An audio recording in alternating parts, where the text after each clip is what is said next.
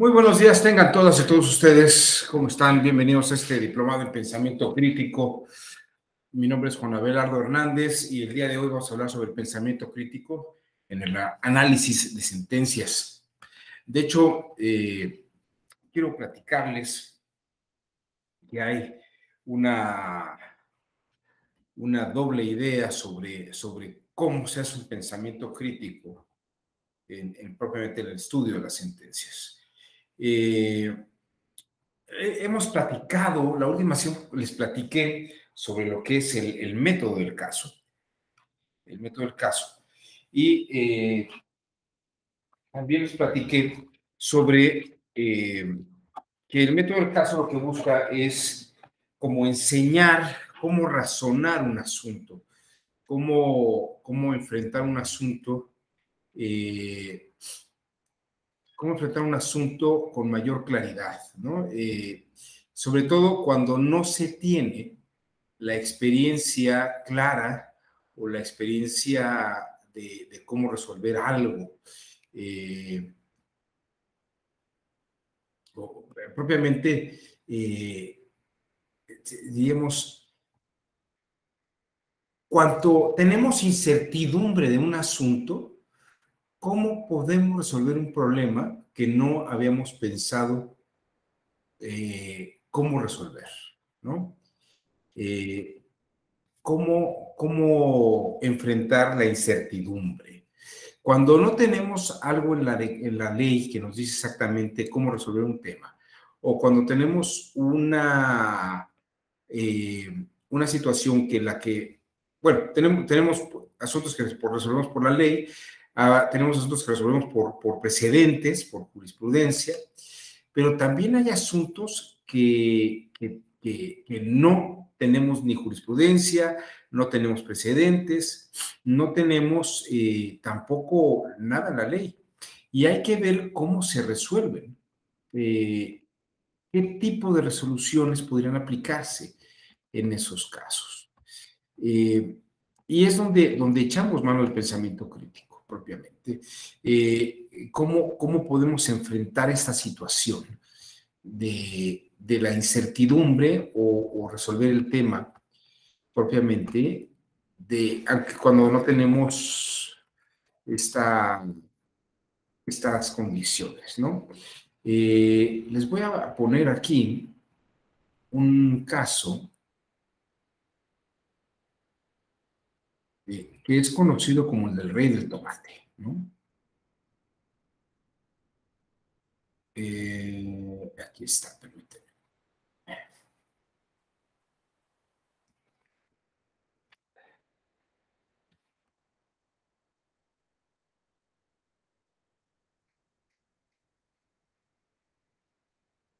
Este es el caso del rey del tomate. Ahí los.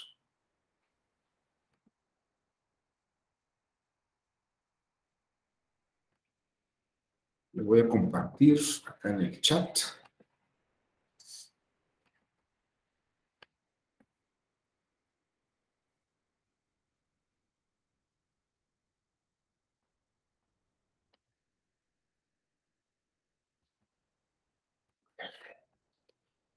Es que no me está queriendo dejar abrirlo.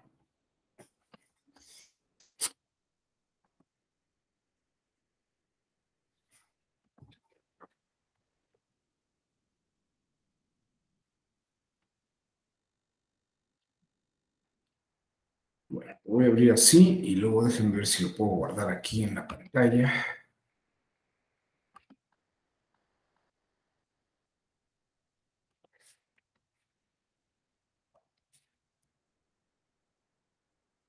Y no me está dejando. Bueno, lo voy a compartir. Voy a compartir la imagen y lo vamos platicando. Les voy a mostrar. Esto en su momento pues fue muy polémico. Fue un caso muy particular. Pero me gustaría que lo fuéramos revisando. ¿Qué les parece? Ahí está. Si quieren, vamos a revisar el caso. No sé si alguien me hiciera favor de leerlo en voz alta para que lo fuéramos analizando. Vamos a ver una introducción. Este es un caso que se preparó para la Escuela Judicial Electoral, es a partir de una sentencia, pero les voy a mostrar cómo aplicar un pensamiento crítico, o vamos a hacer un ejercicio de pensamiento crítico para analizar una resolución. ¿Alguien que se anime a la voz? Sí, doctor, si gusta. Adelante, por favor. Buen día, doctor. Bien. Un gusto. Introducción. Número 1. El 1 de julio del 2001 hubo elecciones de ayuntamientos en el estado de Zacatecas. El candidato del PRD, señor Andrés Bermúdez Viramontes, exhibió ante la autoridad electoral encargada de aprobar los registros su acta de nacimiento en la que se indica que nació el día 2 de julio de 1950 en el Cargadero Jerez, Zacatecas. Muy bien. Gracias. Gracias. Lo voy a poner un poquito más grande. A ver, yo creo que ahora sí. Adelante. Número 2. El 4 de julio, el Consejo Municipal de Jerez, Zacatecas, efectuó el cómputo de la elección de ese municipio, en el que obtuvo la mayoría de votos la planilla postulada por el Partido de la Revolución Democrática, se declaró válida la elección y se entregó la constancia de mayoría correspondiente. Número 3. El 7 de julio, el Partido Revolucionario Institucional interpuso recurso de inconformidad mediante escrito presentado ante el Consejo Municipal del Instituto Electoral del Estado de Zacatecas. Tomaron posición en contra de la entrega de la constancia de mayoría al candidato a presidente municipal de la planilla ganadora, Andrés Bermúdez Viramontes. Número 4. Bajar un poquito más. ¿Ok? Gracias. 24 de julio, la sala de primera instancia del Tribunal Electoral Local de Zacatecas, del Estado de Zacatecas, desestimó el recurso de inconformidad por considerar que no había causa ni motivo para negar la entrega de constancia de mayoría al candidato ganador para ser declarado presidente municipal. Número 5. El Partido Revolucionario Institucional entonces interpuso en contra de tal resolución el recurso de apelación ante la Sala de Segunda Instancia del Tribunal Electoral de Zacatecas. 6. El 8 de agosto, la Sala de Segunda Instancia del Tribunal Electoral de Zacatecas dictó sentencia en la que confirmó la de primer grado. Al no encontrar causas ni pruebas que dieran sustento, para negar la entrega de constancia de mayoría, podría seguirse con el procedimiento para declarar presidente municipal al vencedor de las elecciones. Muy bien. Vamos para acá. 7. Ante esta segunda resolución, el Partido Revolucionario Institucional promovió juicio de revisión constitucional electoral contra el fallo citado de segunda instancia. El reclamo consistió en lo siguiente. Inciso A. El recurrente señala que el punto toral de su reclamo consiste en afirmar que el candidato a presidente municipal de Jerez, Zacatecas, postulado por el Partido de la Revolución Democrática, tiene la nacionalidad y la ciudadanía de los Estados Unidos de Norteamérica y que por consecuencia perdió la nacionalidad y desde luego la ciudadanía mexicana. Muy bien. Esto nada más aquí lo pongo a pie de página.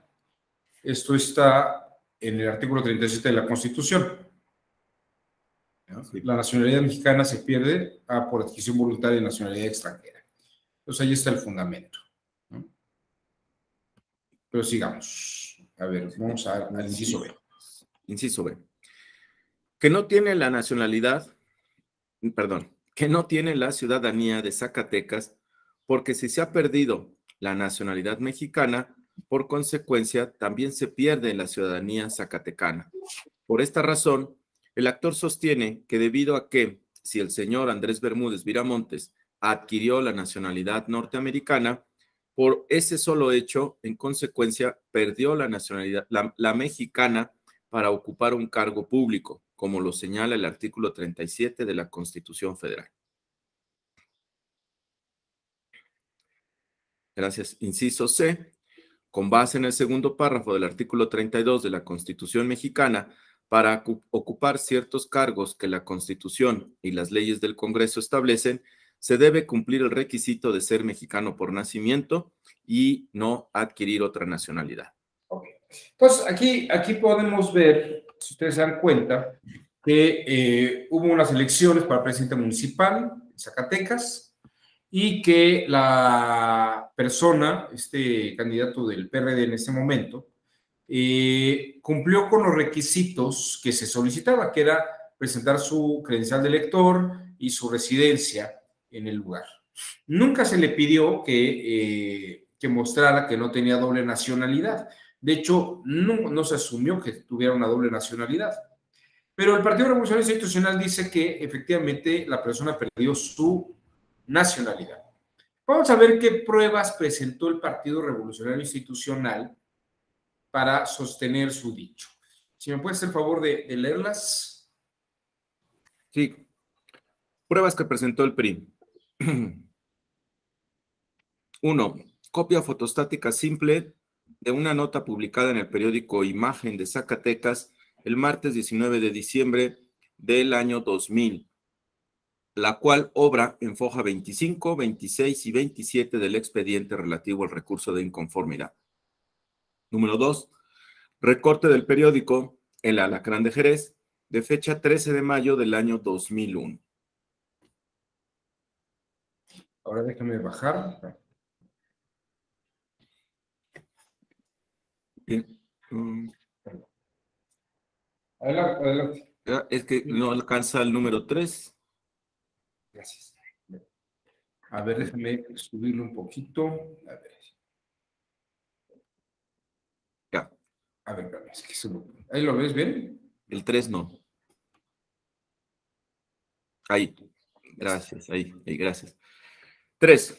Recorte del periódico Reforma de la Ciudad de México de fecha 18 de junio del 2001. 4. Recorte del periódico Página 24 de Zacatecas de fecha 24 de junio del año 2001. 5. Recorte del periódico Página 24 de Zacatecas de fecha 11 de julio del año 2001. 6. Recorte del periódico Página 24 de Zacatecas de fecha 23 de julio del año 2001. Si te fijas, son puros recortes, pero mira, vamos al 8. 8. Recorte del periódico El Sol de Zacatecas de fecha 21 de marzo del 2001. Solo a modo de ejemplo se transcribe parte de la entrevista de este último recorte. El Sol de Zacatecas, miércoles 21 de marzo del año 2001, me parece. 2021. Gracias. Entrevista colectiva, página 4A. Sí, me fui hace 25 o 30 años de aquí. Con tristeza digo que las cosas no han cambiado. Sigue siendo el mismo México de gobierno de tranzas, de un gobierno que engaña. Sigue siendo la misma gente. En Estados Unidos interesa todo lo que pasa aquí. Se está al pendiente. Dice en otra afirmación. Regresé a México en 1973 y me casé. Un año después me llevé a mi esposa. Yo tenía un pasaporte local que permitía cruzar la pura frontera, pero como iba recién casado, ¿cómo iba a dejar a la señora que se llevara a un desconocido? Así que nos fuimos a cajuelazo. Yo creía, llegando a los Estados Unidos, nos iban a bajar. Sigue la cita. En Los Ángeles, California, Estados Unidos, trabajé 2 meses en una fábrica. Después, trabajé con un ranchero en la pizca de Chabacano, pero este no sabía español y me agarró de intérprete, quedándome 14 años en el lugar. Pregunta, ¿dónde es su zona de trabajo? Trabajo en el área de Sacramento y siembro todo: lechuga, tomate, chile.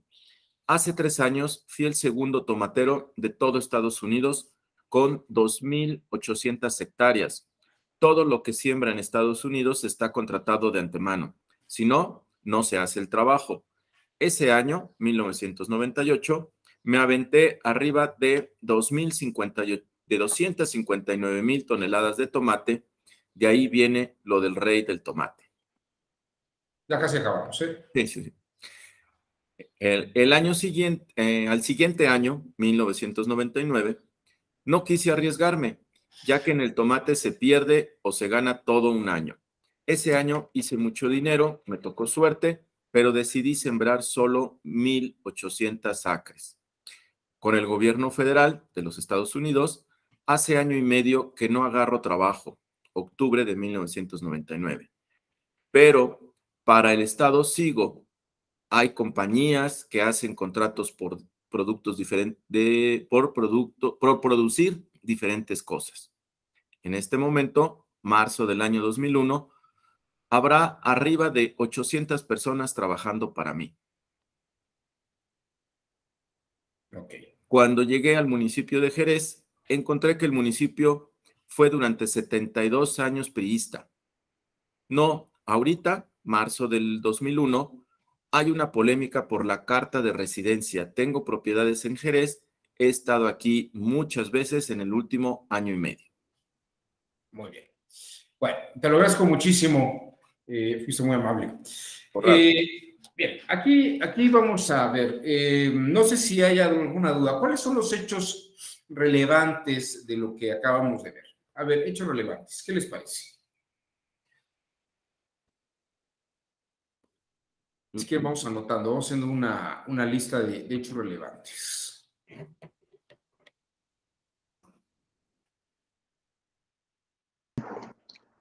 Pues que el rey del tomate compitió para ser presidente municipal y sacó la mayoría de los votos. Okay. Tiene mayoría de votos.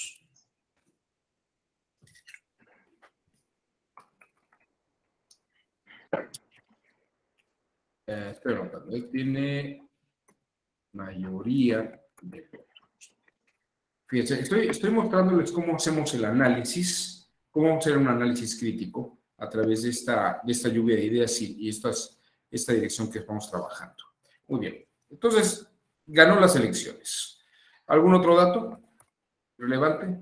Presentó los documentos formales para su registro. ¿Perdón? Presentó todos los documentos formales para su registro como candidato. O sea, cumple con los requisitos para ser candidato. Eso es muy importante, Antonio. Efectivamente, ahí le pidieron su credencial de elector y su constancia de residencia. Y las presentó, ¿no? Muy bien. Entonces, tiene la mayoría de votos, presentó su constancia de residencia y de su credencial de elector. O sea, sí y su acta de nacimiento.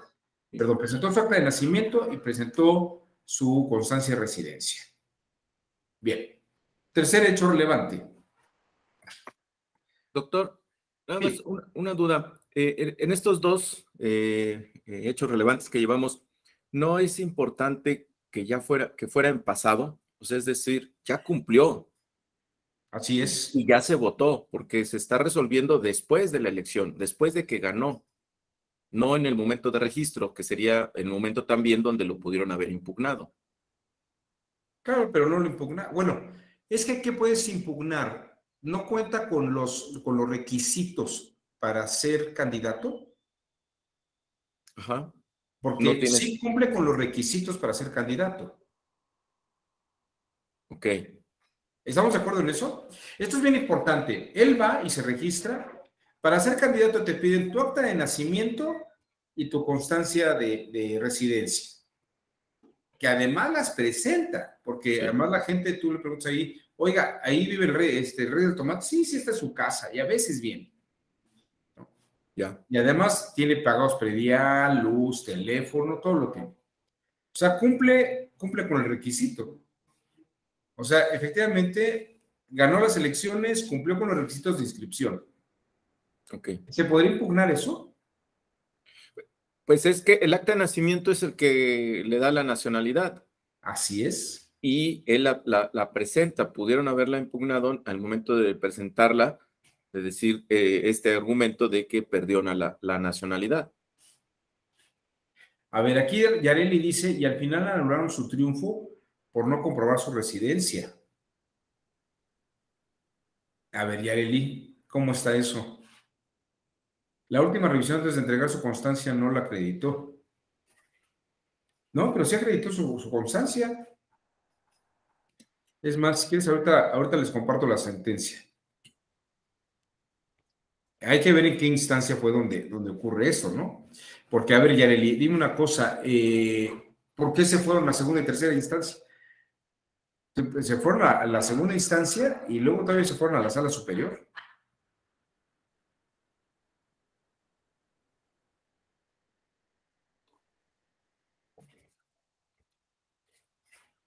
A ver, permítanme un minuto. Muchas gracias. Pero es que es la hora de limpieza de oficinas. Bueno, a ver, dice Yareli, honestamente estoy leyendo una nota periodística que no me da muchos datos. Bueno, ese es el punto muy interesante. Fíjese, vamos hasta aquí. Aquí hay dos hechos relevantes. Efectivamente ganó las elecciones y cumplió con los requisitos. ¿Qué otro dato tenemos que pueda ser complicado? ¿O dónde empieza la controversia? El PRI presume que tiene la doble nacionalidad basado en notas periodísticas nada más. Que tiene doble nacionalidad. Bueno, la nacionalidad estadounidense, lo cual lo haría perder la mexicana, pues en esencia es eso. Efectivamente. Fíjense, ya tenemos el tercer dato. Hay una presunción, hay un indicio que además presenta pura nota periodística, donde vimos, y no por una necesidad, vimos una redacción de una de las notas para que se vea que todas las notas periodísticas son exactamente iguales, tienen ese tipo de información. Ahora, ¿eso presenta una prueba? No es una prueba, ¿no? Es un indicio, ¿no? Es un indicio, ¿no? Es un indicio. Ahora, hay un cuarto hecho relevante, si ustedes me permiten, que creo que valdría la pena mencionar. Un requisito, ¿no? Bueno, perdón, una condición para ser presidente municipal es no tener doble nacionalidad. Ahí la estoy anotando. Una condición para ser presidente municipal es no tener doble nacionalidad. Ahora, fíjense que aquí está el punto. ¿Es lo mismo el requisito para ser candidato que cumplir con la condición para obtener el cargo?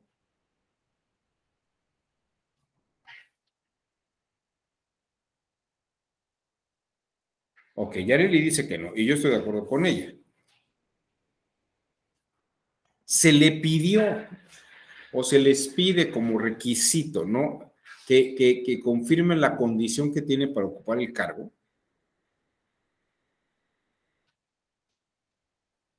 Este es el punto, es uno de los puntos importantes. Cuando a él le pidieron que se inscribiera y cuando registraron candidatos, nunca se les pide que comprueben que tienen la condición de no tener la doble nacionalidad, ¿no? ¿Cierto?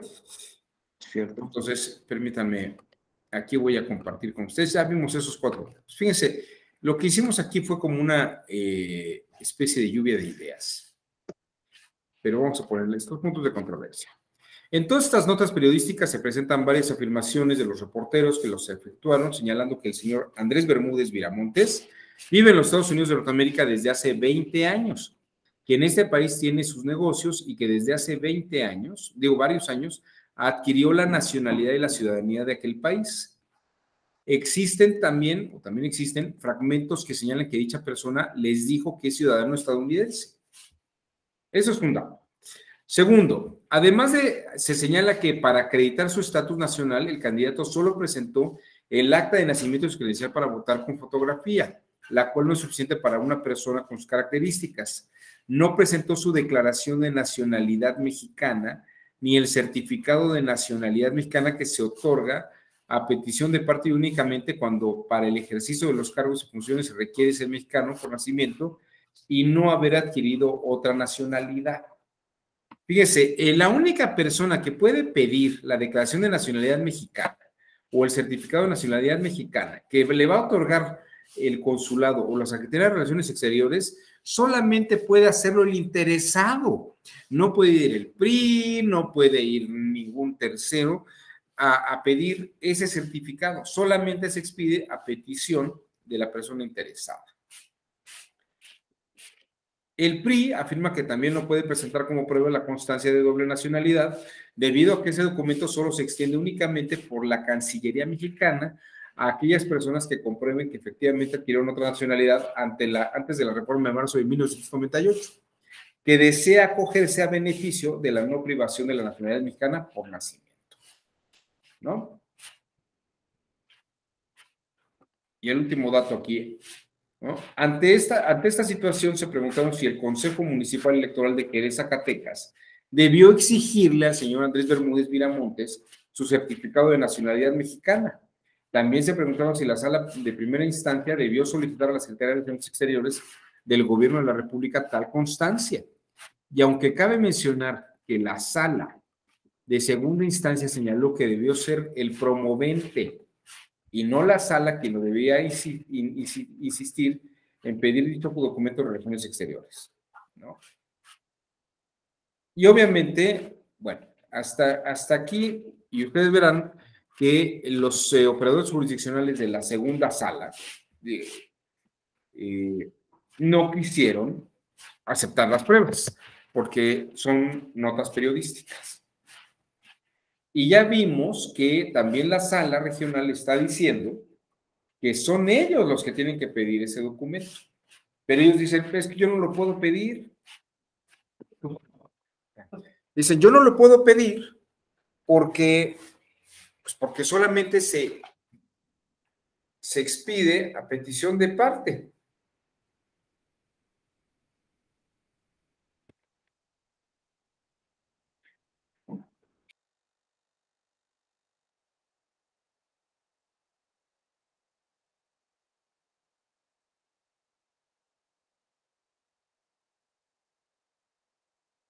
Salió el doctor de la llamada, ¿verdad? Sí. Buenos días a todos. Buenos días, sí, así parece. Creo que se cortó. Yes. Ya está. Perdón, por algo me salí, no sé qué fue lo que pasó. Solamente puede pedirse por el interesado. Entonces, vean ustedes, tenemos que se cumplieron los requisitos, que en los requisitos no se les pide esa constancia, que el sujeto ganó y que el PRI presenta estos papeles que no son prueba suficiente, ¿no?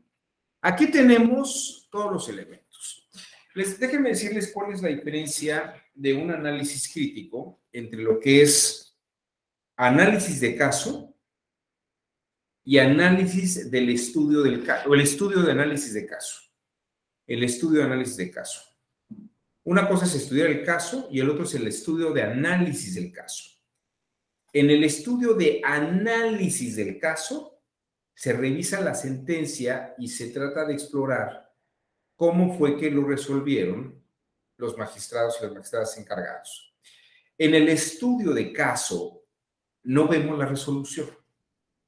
Solamente diríamos que vemos las constancias, lo que consta en autos y lo que genera el problema.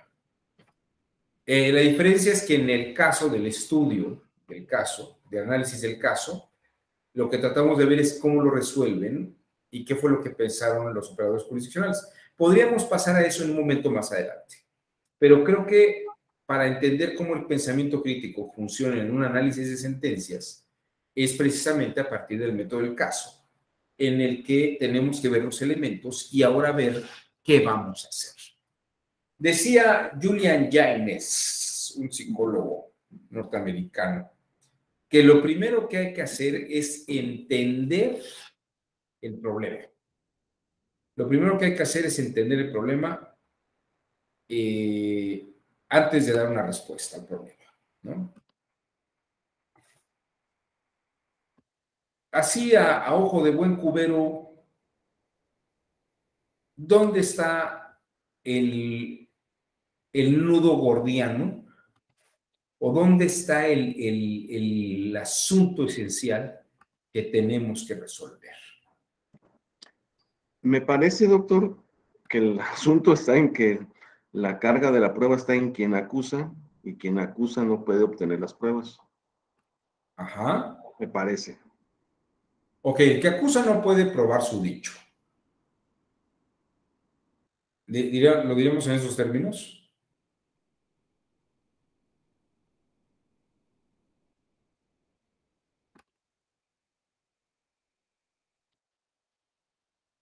O sea, no puede probar su... ¿Quién tiene la carga de la prueba aquí? Me parece que quien acusa, ¿no? El PRI. El PRI tiene la carga de la prueba, ¿no? Entonces, se acaba el asunto, no puede probarlo. Ahora, vamos a pensar que efectivamente no puede probar el PRI eso. Déjame plantearlo en esos otros términos. Pero lo que pasa, perdón, buenos días. Bájale un poquito tu bocina, Araceli. Me estoy desconectando, es que me conecto desde el celular y desde la lab. Perdón, Ahí estás, ahí buenos te días. escucho muy bien. Sí. Si bien no puede acceder a la prueba porque es un documento que puede ser tramitado únicamente por el interesado, el hecho de que lo solicite al tribunal para que se haga el trámite a través del tribunal ya es acercar el elemento de prueba que requiere, digamos, para acreditar. En su caso, el tribunal me parece que sí tendría, en su caso, que pedir este certificado, no recuerdo el nombre. Sí, es una constancia de doble nacionalidad. Pero pues fíjate, la sala lo que hizo fue decirle que lo pidiera él, que ella no tendría por qué pedirlo. A ver, aquí Yareli dice, pero hay indicios y esto lo tendría que corroborar quien entrega la constancia de mayoría. Tendría que haber solicitado apoyo a las autoridades para obtener la documentación. ¿Qué pasa si la autoridad entrega la constancia de mayoría? ¿De quién es el problema? ¿Hay un problema?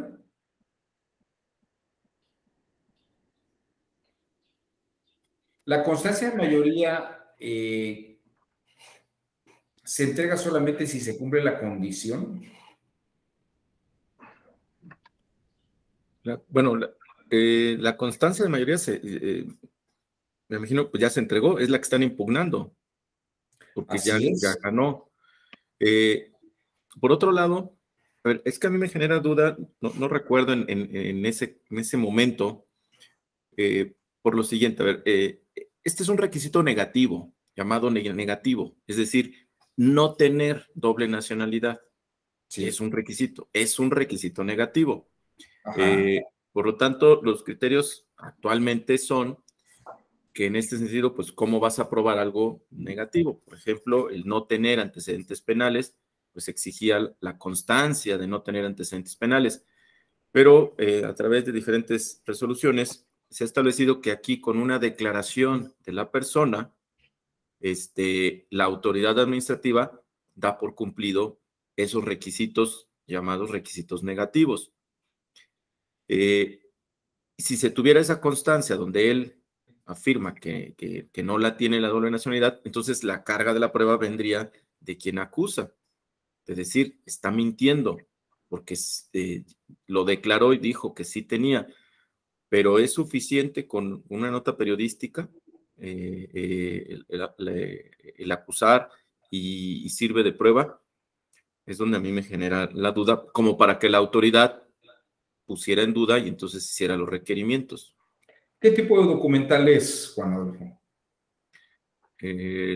La que firma de que no, de que cumple con los requisitos, pues ¿La nota periodística es una documental pública o es privada? La nota periodística pública. No, es privada. Privada, es documental privada. Sea, aunque todo el mundo lo lea. No es de autoridad. Sí, claro. Aunque todo el mundo lo lea, pues es una nota de un periódico. Así es. Es un documento privado. Sí, y no está causando prueba plena, ¿no? No. Además son dichos. A ver, voy a compartirles esta lámina. Es decir, Julian James dice que muchas veces hay que graficar las cosas para que queden claras. Fíjense, aquí tenemos un diagrama de Venn. El diagrama de Venn nos dice que hay cargos públicos en México que la ley permite y no permite. Una persona con la nacionalidad mexicana puede, en el caso del presidente municipal, tener el cargo público. O sea, puedo tener la nacionalidad mexicana y aspirar al cargo público siempre y cuando no tenga otra doble nacionalidad, ¿no? Porque aquí la ley no permite que tengas otra nacionalidad. Por ejemplo, alguien de Estados Unidos no puede tener ese cargo. Y alguien que sea mexicano, si tiene la doble nacionalidad, no puede ocupar el cargo. Ahora, este señor, a la hora que se inscribió, mostró su nacionalidad mexicana y su constancia de residencia. Y está presentando en esta franja los requisitos. Pero fíjense que es muy interesante, porque aunque cumplió los requisitos que se le pidieron para la elección, parece que no tiene la condición. Adelante. Pero la condición no se verificó al momento del registro. No se verificó al momento del registro. Entonces, fíjense, ahí tenemos un problema, tenemos varios problemas, no solamente ese. Ganó la elección, se le está dando una constancia porque ganó la elección. La constancia le da el cargo.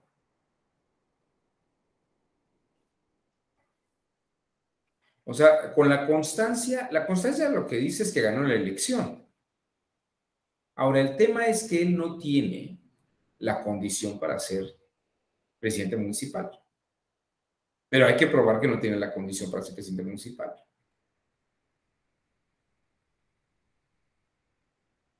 ¿Cierto? O sea, la constancia le da el derecho de asumir el cargo porque fue el que ganó la elección. Cierto. Pero la condición para asumir el cargo o la protesta del cargo y asumir el cargo se hará hasta el momento del día y ante el cabildo, ¿no? Allí es cuando ya se asume el cargo. Así es. Y se hace el acta. Digo, cuando le piden, oye, dame tu constancia de que eres presidente municipal, pues no le dan la constancia de mayoría, sino se entrega el acta de cabildo donde tomó la protesta. Ahora, ¿él está obligado a entregar esa constancia de que tiene doble nacionalidad o no la tiene?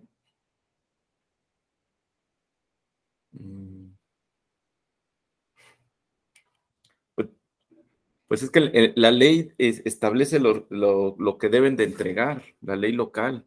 En el caso de nosotros, en Michoacán, nos dice ahí cuáles son los documentos que tienen que entregar para cumplir con los requisitos que establece la Constitución. ¿Y o sea, allá en Michoacán les piden que demuestren que no tienen doble nacionalidad? No. Pues que además, ¿cómo vas a comprobar que no tienes doble nacionalidad? ¿No? Sí, al ser un requisito negativo, ¿cómo compruebas que no la tienes? Por eso es una carta nada más.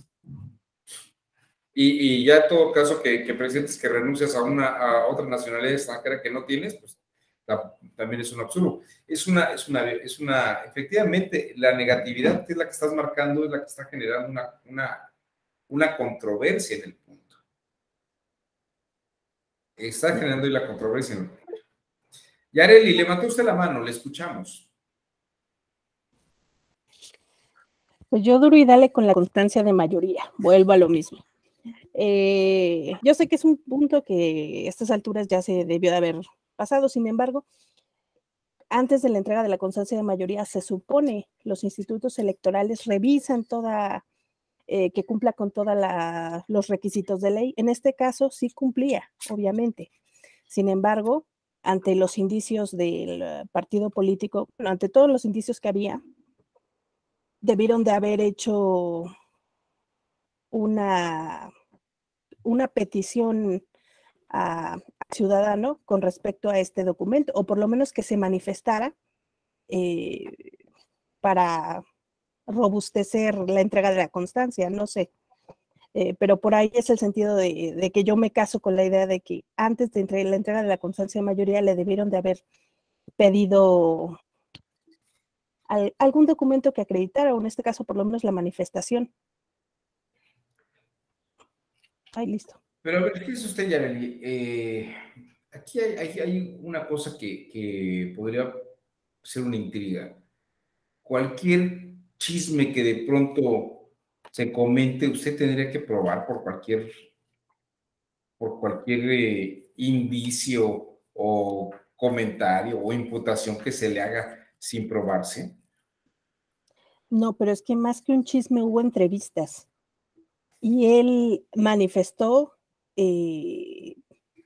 su situación, no sé cómo decirlo, su residencia, no sé.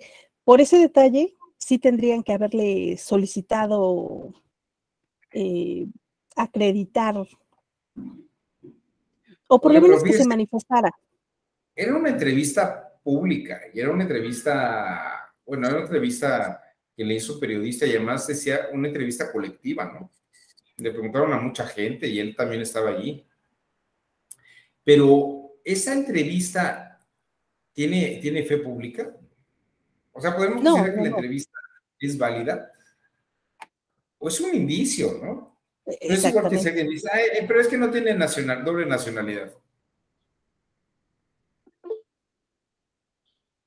A ver, piense un minuto. Vamos a escuchar a Alejandra Millán. Adelante, Alejandra. Buenos días a todos. El presente caso que tenemos en análisis corresponde a la elegibilidad de una persona para ocupar un cargo público. De acuerdo, bueno, al menos en el Estado de México tenemos dos momentos para impugnar esta elegibilidad. Tenemos el registro en donde se señalan todos los requisitos a cumplir. En este caso sería cumplir con la nacionalidad mexicana y se cumplieron. Ese fue el primer momento, él llega a la jornada electoral, obtiene la mayoría de votos y con ello el Consejo le hace entrega de una constancia de mayoría que lo reconoce como un candidato electo. Posterior a ello viene un segundo momento para impugnar esa constancia. ¿Por qué? Porque no se cumplen con las condiciones necesarias para asumir ese cargo, que en este caso es que haya algunas cuestiones de tener doble nacionalidad. Sin embargo, por lo que ahorita analizamos de los antecedentes, únicamente encontramos notas periodísticas, las cuales efectivamente tienen nada más valor de indicio y las cuales no pueden tener el carácter de prueba plena para poder restringir o poder acreditar que no se cumplió, en mi opinión, que se cumplió con ese requisito o que se tiene la doble nacionalidad. Esa sería mi opinión, doctor. Bien, pero entonces, ¿qué hacemos? ¿Cómo lo resolvemos, Alejandra, en su opinión? En mi opinión, no serían, si los elementos de prueba que tenemos en el expediente son únicamente notas periodísticas, no es suficiente para acreditar que él incumplió con el requisito, sobre todo tratándose de un requisito negativo. La autoridad en un principio, al momento del registro como candidato, le otorgó ese registro porque son, digamos, de buena fe, ¿no? Se confía en lo que el candidato está manifestando. Si él manifiesta que efectivamente tienen únicamente la nacionalidad mexicana, la autoridad administrativa electoral pues concede ese registro. Corresponde en ese caso a los actores acreditar y desvirtuar plenamente que no se cuenta con ese o no se cumplió con ese requisito. Entonces ya está. Como no lo pudieron comprobar, entonces le damos el reconocimiento y puede ocupar el cargo. En mi opinión, y bajo los elementos de prueba que tenemos en el expediente, tendría que ser así. Ok, perfecto, muy bien, Alejandra. Entonces, Gracias. Alejandra ya lo que nos dijo es, pues como no pudieron comprobar, se acabó el asunto. Ellos tendrían que haber encontrado los elementos para probarlo. Ahora, ¿les parece que tenemos el tema vamos a pensarlo en este sentido. Si solamente nos limitamos a estas condiciones, pues ya no hay más que hacer. Se acabó el punto. Sin embargo, tenemos los indicios. Ahora, yo no sé si ustedes han escuchado la teoría de la carga dinámica de la prueba. La teoría dinámica de la prueba. La teoría dinámica de la prueba es una teoría en la que, a mí me gusta mucho como lo explicaba don Leonel Castillo. Dice, a veces el que prueba o el que debe probar no es el que afirma, sino el que puede probarlo. Y les voy a poner un par de ejemplos. Y tiene que ver con los hechos negativos, por ejemplo, Juan Adolfo. Si tú, a ver, te voy a poner un ejemplo, primero no electoral y luego un ejemplo electoral. Te voy a contar una cosa que le pasó a mi suegra, a mi ex suegra. Llega un cajero automático, mete su tarjeta, pide que le dé 9,000 pesos. La máquina hace mucho ruido, se abre la ventanita del cajero y salen así los billetes atorados. Y no salen, o sea, se atoraron ahí en la puerta. Y ahí ves a mi suegra tratando de empujar los billetitos, tratar de sacar uno que otro. Y después de unos cuantos segundos, la máquina empieza a hacer ruido, jala los billetes adentro y cierra la puerta, ¿no? Y la tarjeta se la traga. Entonces mi suegra habla al banco y a la Conducef y les dice, oigan, fíjense que fui al cajero, le pedí un dinero y no me lo, pues, y lo iba a sacar, pero no me lo entregó. Se lo volvió a tragar y además se tragó mi tarjeta de débito. Y la gente del banco le dice, a ver, ya estamos revisando. Sí, en nuestro sistema dice que usted llegó a tal hora, metió su tarjeta y que el cajero le despachó el dinero, que usted pidió los 9,000 pesos. Y es cierto, su tarjeta está retenida, o sea, se quedó retenida. No sabemos por qué, vamos a averiguarlo. Pero el cajero dice que le expidió los 9,000 pesos. Y le dice, oiga, pero es que no me los dio. Entonces le dicen, bueno, usted afirma, usted tiene la carga de la prueba. Demuéstreme que yo no le entregué, que el cajero no le entregó el dinero. ¿Quién puede probar eso? Ella lo puede probar. ¿Quién tiene acceso a las cámaras en todo caso? ¿Quién tiene acceso a la cantidad de billetes que hay en el cajero? ¿Cuánto se debe haber expedido y cuánto debe estar todavía? Está en manos de mi suegra, probar lo que afirma. No, ¿verdad? La teoría dinámica de la prueba lo que estaría señalando es que el que puede probar, la persona que prueba no tendría que ser quien afirma, sino quien puede probarlo. Ella no está en condiciones de probarlo. Bien, eso es una de las cosas de la teoría dinámica de la prueba. Otro caso.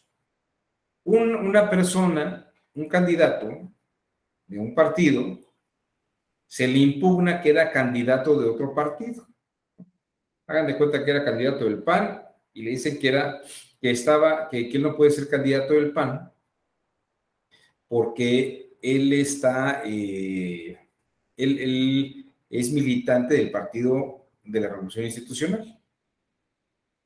Y entonces dice, oiga, pero no es cierto, yo no soy miembro del Partido de la Revolución Institucional. El que está firmando eso, pues que lo pruebe. ¿No? Dice, pero pues usted, eso es un indicio que le está dando. Pruebe usted que no es miembro del Partido de la Revolución Institucional. Dice, es que yo no puedo probar eso, o sea, yo no me puedo meter al PRI y que saquen mi supuesta solicitud, mi firma de solicitud de ingreso. ¿Quién es quien podría probar que yo no soy militante del PRI. El PRI, ¿o no? Entonces la teoría dinámica de la prueba precisamente atiende a que debe probar no el que tiene la carga de la prueba, el que está firmando, sino que tendría que probar el que puede probar la situación. ¿De acuerdo? Esto es un factor muy importante, muy importante. Ahora, esa es una teoría que le estoy arrojando aquí. En el caso de lo que se marcó hace rato, dicen, bueno, pues la carga de la prueba la tiene el Partido de la Revolución Institucional, el PRI, de que las notas periodísticas son insuficientes, que pruebe que tiene doble nacionalidad para que no ocupe el cargo. Pero dice el PRI, es que yo no puedo probarlo. Quien tendría que probarlo es quien tiene los documentos para probarlo. ¿Podríamos aplicar la teoría dinámica de la prueba en este caso?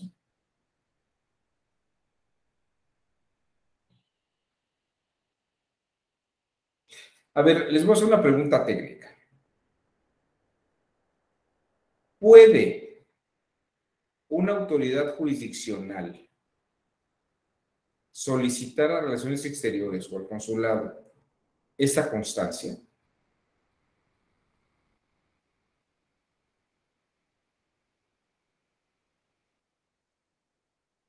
Juan Adolfo dice que no. Yo creo que sí. Basándonos en esa teoría que usted plantea, buenos días a todas y todos. Yo creo que sí, toda vez que sí, basándonos, insisto, en la teoría dinámica de la prueba, que lo pruebe quien puede probarlo, en ese contexto sí estaríamos en posibilidades de solicitar a Relaciones Exteriores dicha constancia. Ok, porque la sala regional lo que dijo en su momento es que eso lo tenía que pedir el que está firmando, pero como no lo pueden hacer, la pregunta es si la autoridad lo puede hacer, ¿no? O lo puede exigir. Araceli, usted levantó la mano, díganos. Sí, es que, bueno, pues de poder sí puede, pero el asunto es si debe, porque no se estableció como un requisito, ¿no? En la convocatoria para registrarse como candidatos no se estableció, no se precisó como un requisito, como un documento a acreditar. Entonces, ¿hasta dónde se le estaría violando un derecho, ¿no? Al decirle, pues, ¿qué crees que siempre no? Porque resulta que no cumples con los requisitos, pero pues tú nunca no me pediste esto. O sea, yo cumplí con lo que tú pediste. Eran 5 requisitos y ahorita me estás diciendo que son 6. Entonces yo cumplí en términos de lo que se precisó en tu convocatoria, yo cumplí con tu procedimiento y además gané. Entonces, ¿cómo es que ahora pues me pides un requisito número 6, que aunque está en la Constitución, pues yo no puedo asumir tu error, autoridad, porque tu autoridad en todo caso debiste invocar esa disposición antes de que yo pudiera ejercer el derecho? Puedo pensar tal vez en eso. Ok, Araceli. Fíjate que por eso hice una distinción importante al principio de la sesión, cuando hablábamos de los hechos. Y quiero comentártela para hacer esta precisión. Y dime si a lo mejor me equivoco. Él cumple con los requisitos, pero tiene la condición. O sea, las condiciones no son los requisitos. Por eso hice la diferencia entre un requisito y una condición. La convocatoria tiene requisitos, pero no tiene la condición. Pero los requisitos se fijan justamente para determinar a la persona que va a cumplir con la condición para entrar, para ocupar el cargo. Es como si en la convocatoria no se pidiera la constancia de residencia y no la acompañas, ¿no? Okay. Porque resulta que nuestra Constitución no precisa, o el Código Electoral no precisa que deba acompañarse la constancia de residencia. Pero... Sí. Ahora, los requisitos lo establece el instituto o lo establece la ley. Están en la ley. Están en la ley. Pero fíjate que es interesante porque los requisitos entonces no están alcanzando para mostrar la condición. Ahora, ¿qué pasa si la persona ocupa el cargo en una condición que no debe?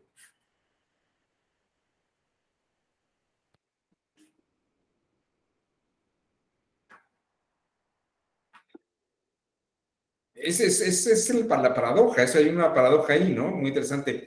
Norma Elena, levantó usted nuevamente la mano, le escuchamos. Muchas gracias. Me viene a la mente el caso también de Paco Ignacio Taibo II asumiendo la Secretaría de Cultura o del Fondo de Cultura, ¿no? Así, el señor este que nos metió doblada, que dijo. Exacto. Esta controversia que hubo respecto de si era español, ¿no? Tenía la nacionalidad española y en su momento, recuerdo, si no, por favor, ahí quien me corrija, Paco Ignacio Taibo declinó, o sea, es decir, renunció a su doble nacionalidad ya en el cargo, pues, o sea, ya, perdón, previo a ser, primero fue asignado, se denuncia esta controversia y él asume esta condición de doble nacionalidad para ejercer un cargo de la función pública a nivel federal como, pues sí, un representante, ¿verdad?, de la nación en ese sentido, y renuncia a su nacionalidad española. En ese tenor, creo yo que si alguien ocupa un cargo que no, bajo unas condiciones, como un derecho no puede retraerse, me parece que la persona que está contendiendo, en este caso, que ya tiene el cargo, es el que tendría que asumir ciertas cuestiones. Me vino mucho a la mente, pero también hablo yo mucho del tema de la ley Bermúdez, ¿no? Que fue lo que se generó en ese momento. Muchas gracias. A ver, hasta donde yo recuerdo, creo que él no renuncia, más bien el Congreso deroga esa ley. Y es cuando él emite esa celebérrima y triste frase que ya me da mucha pena, pero bueno, yo nada más cito al director del Fondo de Cultura. Él nunca renuncia a su doble nacionalidad, no. Que es un tema ese. Pero es muy interesante lo que usted está mencionando, nada más que ahí sí le revocaron la ley, más bien cambiaron la ley para que él pudiera ocupar el cargo. Juan Adolfo, levantó usted la mano. Sí, gracias, doctor. Es que dice, ¿qué ocurre si asume el cargo cuando no cumple con la condición? A mí me vino a la mente el caso de Andrés Manuel López Obrador como jefe de gobierno de el antes Distrito Federal, en el que no cumplía con la residencia. No cumplía con la residencia que establecía la ley y fue público, y el PRI dijo que no lo iba a impugnar porque si no iba él a decir que le estaban impidiendo y bla, bla, bla, y no lo impugnaron y ganó y ejerció el cargo. O sea, en esa hipótesis que plantea, yo recuerdo ese caso. Ahora, en el que estamos analizando, que si cumple o no la condición, yo igual retomo lo que me dice mi compañera Araceli. A ver, es que ¿cómo se le puede exigir algo más al ciudadano que no está establecido en las normas?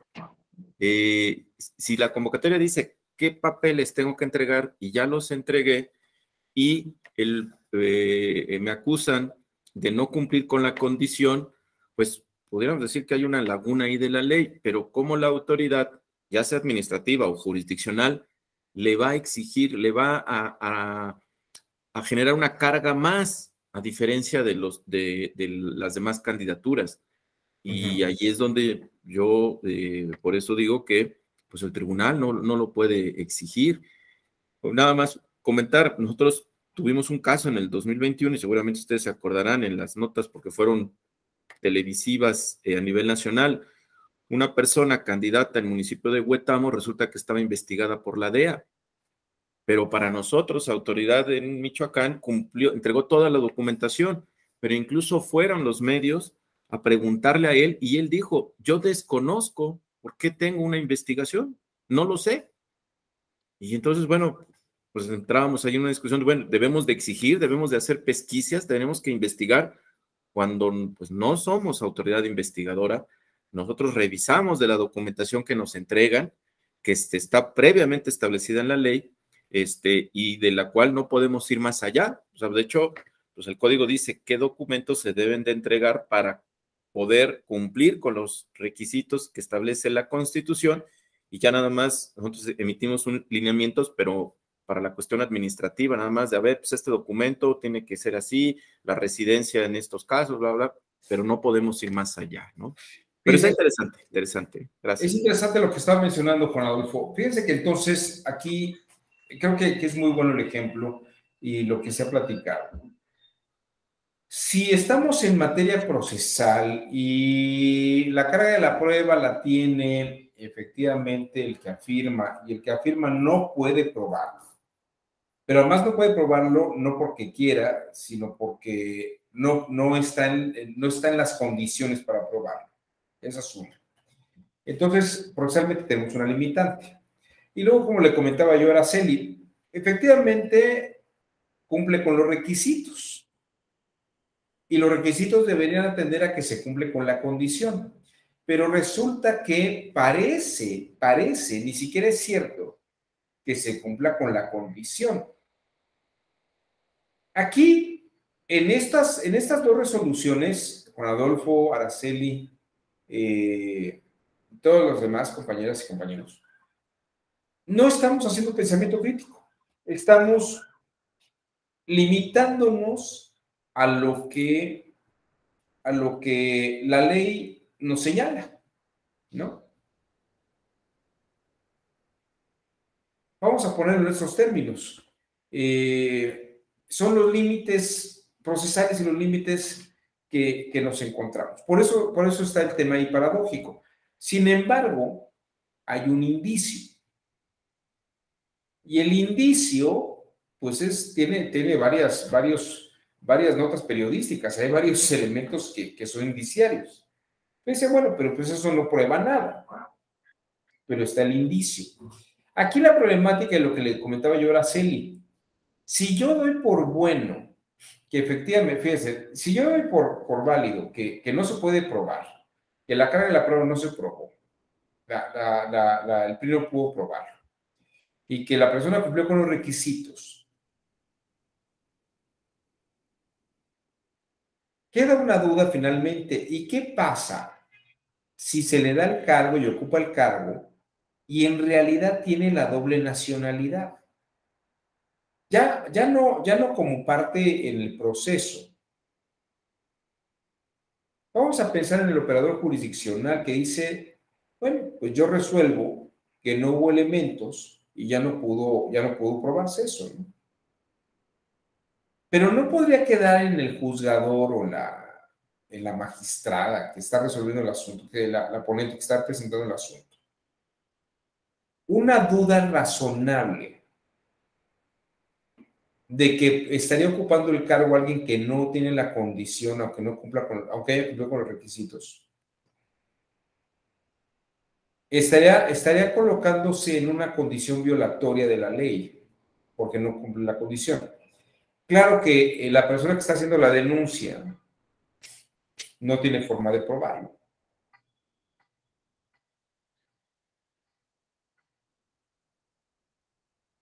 ¿Quién debe solicitar los peritajes? ¿Solamente la parte que está probando?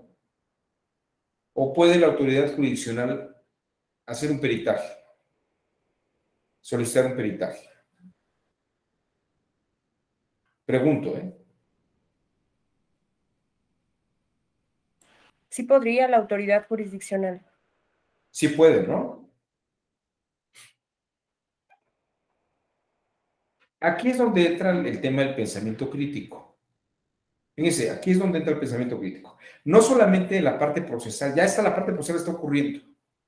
Ya vi que en las condiciones en las que estoy, como autoridad judicial, pues tendría que resolver que el PRI no tiene elementos para probar su dicho, la otra persona cumplió con sus requisitos, mientras no haya mayor prueba que los periódicos, se acaba el asunto y se va. Pero aquí el punto es bueno, ya resolví la controversia, como me la presentaron. Pero yo estoy dando por bueno, entonces, que esta persona ocupe el cargo. O ya no es competencia del juzgador y de la sala superior terminar de verificar si la persona cumple o no con la condición. O se va a limitar ya lo que haya quedado en el proceso por las partes. No, es que me parece, doctor, que justo como lo plantea, a ver, la cuestión procesal ya se resolvió por las instancias, pero ya estamos ante la instancia superior que es de revisión constitucional. Así es. O sea, no es revisión procesal, sino es constitucional sobre las condiciones para asumir el cargo. Entonces, en ese caso sí tendría que ir más allá de la parte meramente procesal. Ahí es donde está el punto del pensamiento crítico.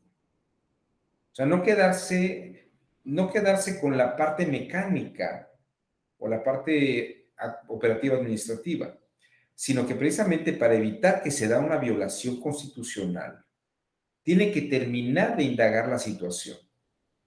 No por darle la razón a alguien, no por dársela al PRI, sino solamente para verificar que resolviendo como tendría que resolver, no se está violando la Constitución.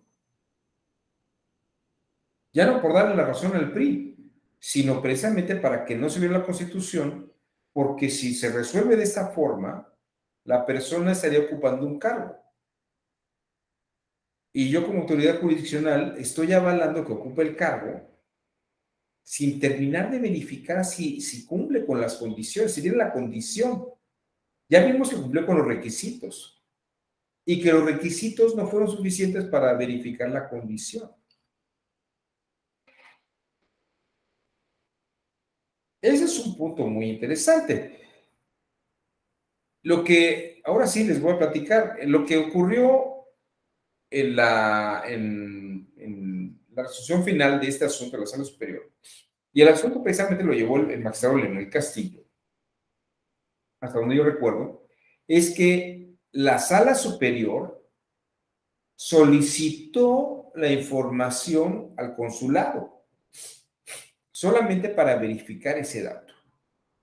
Solamente para verificar ese dato. Solamente para ver si no se violaba la Constitución. No por darle la razón o no a la parte que está esgrimiendo el argumento. Es decir, no se inclinó por una de las partes. Ya procesalmente, efectivamente, ya dijo, pues, el PRI no tiene la razón.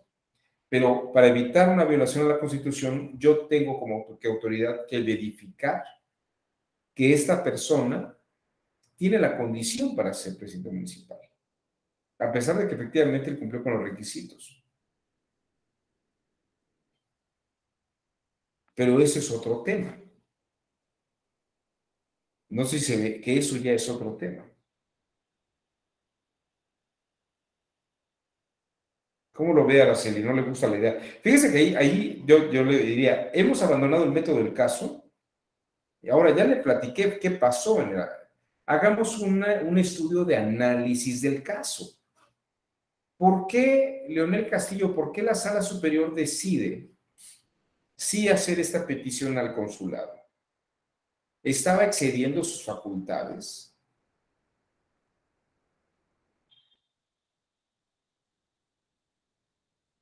¿No está violando la proporcionalidad y la independencia judicial?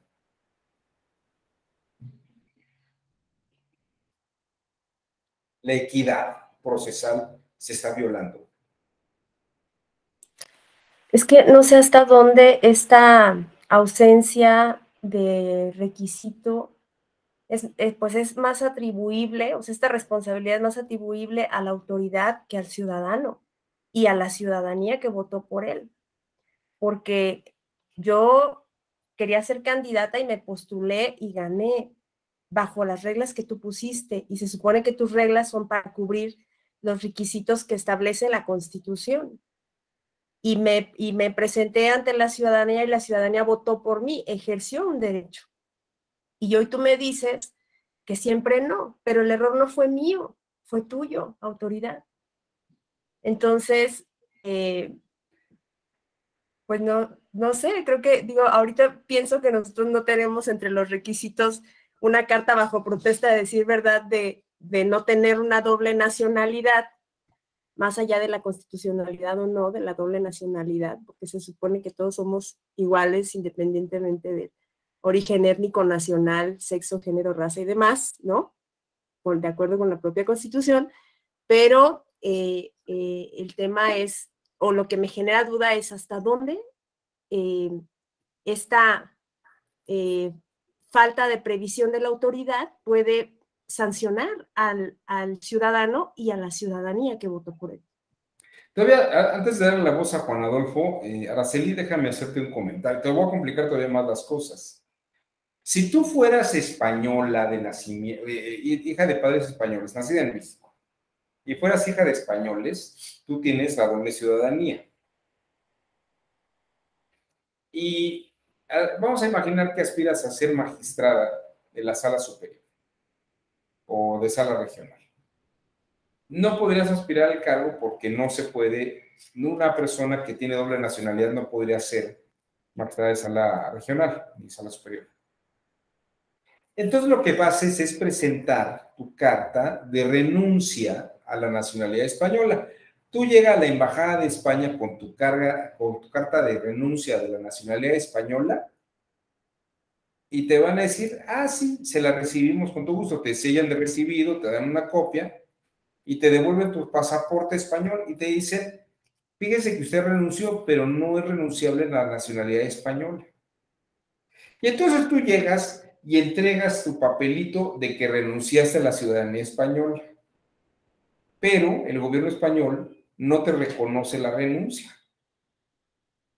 Entonces, ¿tienes o no tienes la doble nacionalidad? A ver, piénsale y nos vamos ahorita con Juan Adolfo y ahorita regreso a esta situación. Adelante, Juan Adolfo. Gracias, doctor. No, pues es que es interesante el análisis de los casos, los supuestos. A ver, pero sí, creo que llegando a esta última instancia, la sala superior, y de acuerdo con el recurso que es de revisión constitucional, ya no es procesal, sino son los requisitos constitucionales. Y sí, me parece que sí, ahí sí ellos sí pueden hacer esa verificación. Y tienen que hacerlo. Otro supuesto que tuvimos también aquí en Michoacán hace tiempo, en un ayuntamiento de Marabatío, ganó el candidato, había sido funcionario del ayuntamiento, secretario de salud, pero no cumplía, o bueno, le impugnaron que no cumplía al haberse separado con el tiempo que establece la ley del cargo, porque le presentaron que firmó un par de oficios y ya con esa fecha y cuando se asume el cargo no da esa temporalidad que exige.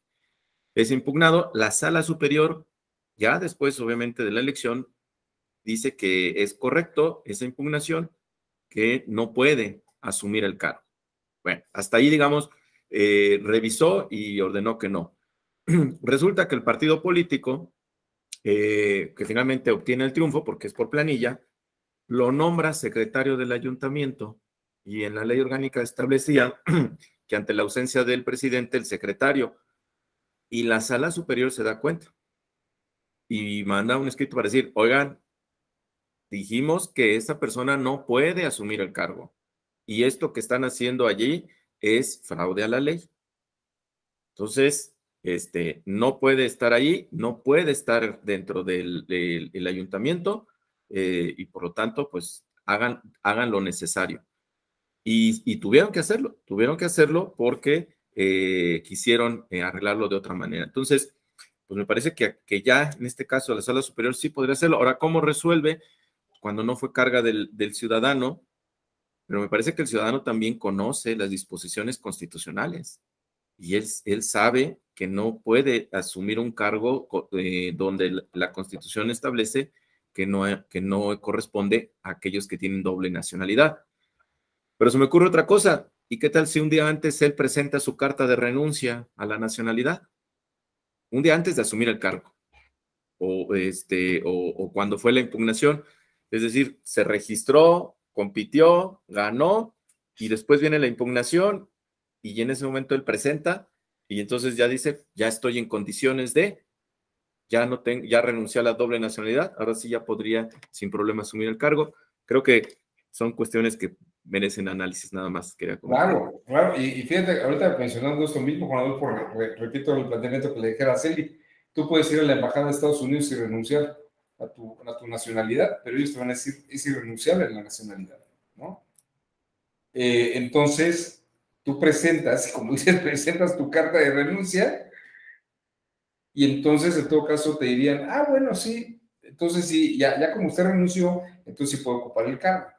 Aunque de facto la renuncia no revoca la doble nacionalidad.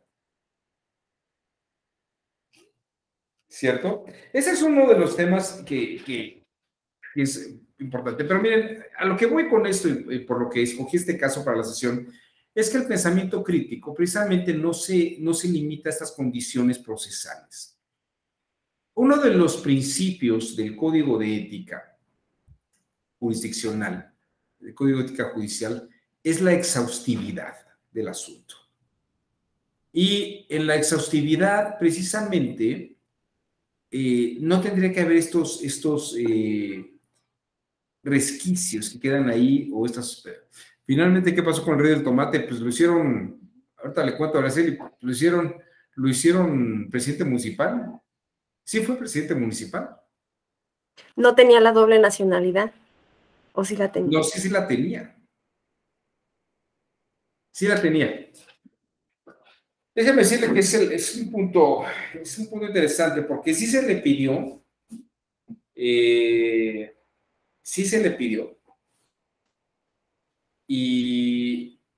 fue el magistrado Leonel el que precisamente al final, déjame, aquí debe estar, espérame.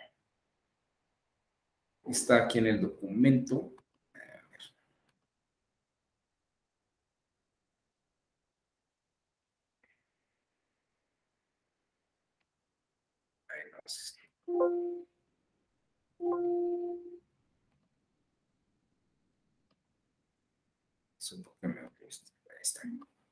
Dice, si usted revisa, aquí está, juicio de revisión constitucional electoral, expediente superior, JRC, 170/2000. Ahí tiene la resolución. Y precisamente el magistrado Leonel le revoca la posibilidad se dan cuenta que efectivamente, si usted revisa la sentencia, ahí puede ver que no pudo haber sido nombrado. Luego fue nombrado, no sé si fue una segunda elección o se impugnó todavía eso, no por el hecho de que tuviera una nacionalidad, sino creo que se asumió luego el tema de la discriminación. Porque aunque él efectivamente hubiera renunciado, llegó a ser luego presidente municipal de Zacatecas. Ya esa segunda parte no la conozco. Lo que sí le puedo decir es que esta resolución llegó al punto, y que me parece que es muy interesante, en cuanto a un razonamiento crítico, es que en razón de la exhaustividad y para que no hubiera esta duda de que se estaba incumpliendo con la condición no constitucional, aunque él cumplía con los requisitos, pero no cumplía con la condición constitucional, la Sala Superior mandó pedir el documento y efectivamente tenía la doble nacionalidad. Y en ese caso se le señaló que no podía ocupar el cargo. El asunto hasta ahí, en esta resolución, ¿no?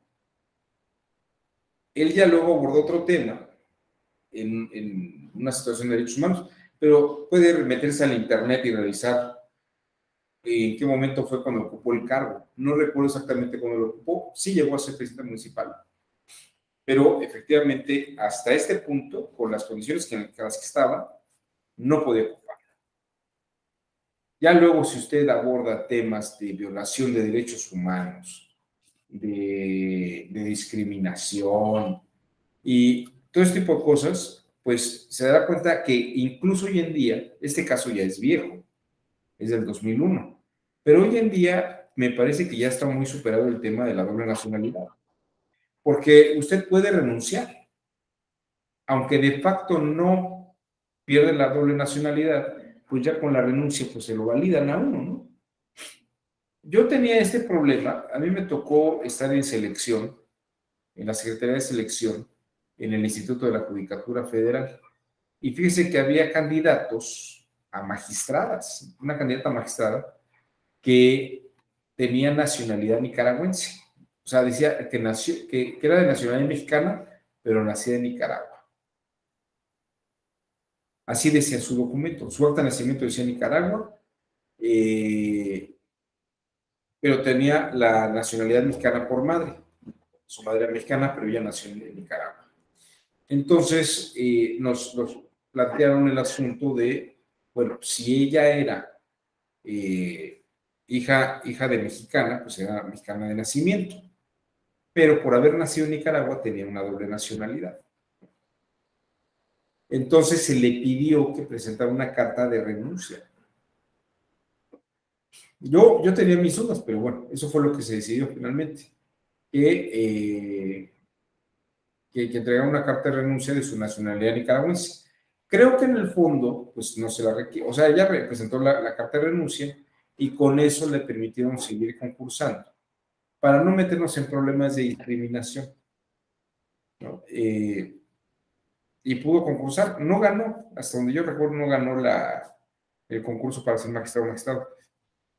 magistrada federal, pero pues la verdad es que qué bueno, porque ya no llegamos a mayores, porque si hubiera ganado, o sea, lo que hicimos fue pedir la carta de renuncia y la dejamos seguir con el concurso, pero no dejamos de contemplar que iba a ser un problema si ganaba el concurso,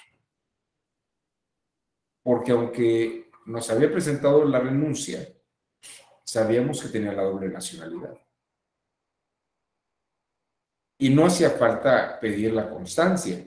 Por sentido común, sabemos que uno no puede, que aunque uno renuncie a su nacionalidad, no la pierde.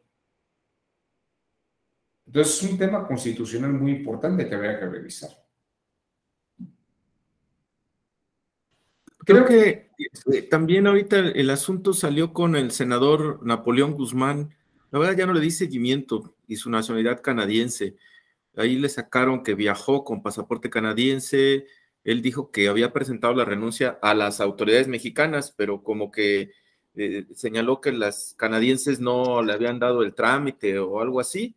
Y yo nada más lo escuché en las notas que traían escándalo y nada más. La verdad no le he dado más seguimiento. Pues ese es el punto, Juan Adolfo, que los canadienses no le van a aceptar la renuncia. Para ellos sigue siendo una canadiense. En todo caso, tendría que hacer algo para que los canadienses le retiraran la nacionalidad, ¿no? Pero eso ya sería otra cosa. Lo que he querido mostrarles aquí es que el pensamiento crítico trata en la exhaustividad los asuntos que tienen implicaciones, aunque procesalmente se queden atorados. En un afán de la exhaustividad es tratar de resolver el asunto mucho más allá de los límites procesales. Y si tengo los instrumentos, por ejemplo, en el caso de los magistrados, que pueden pedir la información solamente para ver que no se está violando la Constitución, me parece que efectivamente se está yendo, se está haciendo un pensamiento crítico en el que no se viola la ley, y se está terminando de hacer un proceso de exhaustividad. Y no es que esté inclinándose a alguna de las partes, simplemente ve que si su resolución en los límites procesales se plantea en esos términos, tal vez puede estar siendo un cómplice de una violación constitucional. Y es ahí donde me parece que es relevante hablar del pensamiento crítico en las sentencias jurisdiccionales, en las resoluciones jurisdiccionales. Bueno, pues hasta aquí este ejemplo, me parece que ha sido muy ilustrativo, ejemplos tengo varios, y donde legalmente tenemos límites. Pero la sala superior tiene que resolver de alguna u otra manera.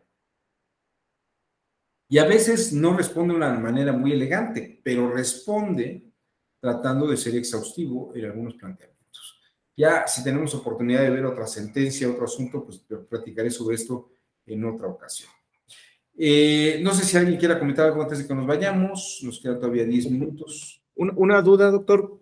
Sí. Tenemos todavía mañana y el lunes, me parece, programado clase y dice taller de análisis de sentencia con usted. Sí. ¿Es así? ¿Y cómo será? No, pues mañana vamos a ver otro de estos casos. Ok. Y el lunes también, entonces. Tengo una... Bueno, lo que pasa es que ya es un taller de desarrollo de habilidades de pensamiento crítico. Va. Okay.